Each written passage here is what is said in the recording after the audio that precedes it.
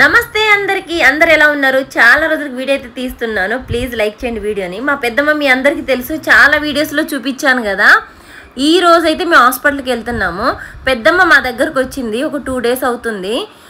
బర్త్డేకి వచ్చింది మా చిన్నోడు బర్త్డేకి ఇంకొక చిన్న పని ఉంది అందుకోసమని పిలిచాను ఒక 1 ఇయర్గా పాపం మా పెద్దమ్మకి కళ్ళు సరిగ్గా కనిపించట్లేదు చాలా సార్లు చెప్పింది కానీ నేను అంత పట్టించుకోలేదు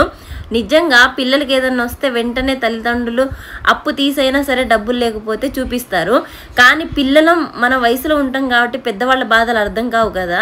నాకు అలాగే అర్థం కాలేదు పాపం ఎన్ని రోజుల నుంచి కళ్ళు కనబడక తను పని చేసుకుంటూ బతుకుతుంది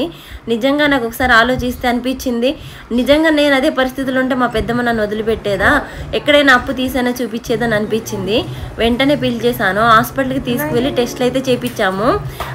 ఐకి ఎక్స్రేనో స్కానింగ్ తీశారు ఐ టెస్ట్లు అన్నీ చేశారు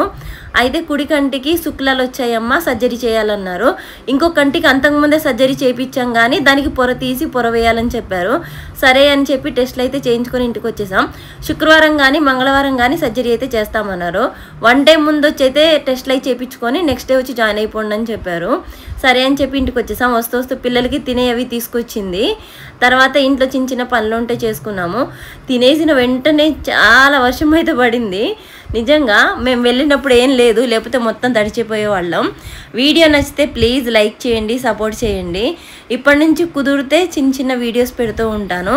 నాకు తెలియని ఇంకేమైనా ఉంటే కనుక కంటికి సంబంధించిన సర్జరీస్ కానివ్వండి ఇంకేమైనా ఇన్ఫర్మేషన్ ఉంటే ప్లీజ్ కామెంట్ చేసి నాకు కూడా చెప్పండి నాకు తెలియదు పూర్తిగా నేను ఫస్ట్ టైం ఇక చూస్తాను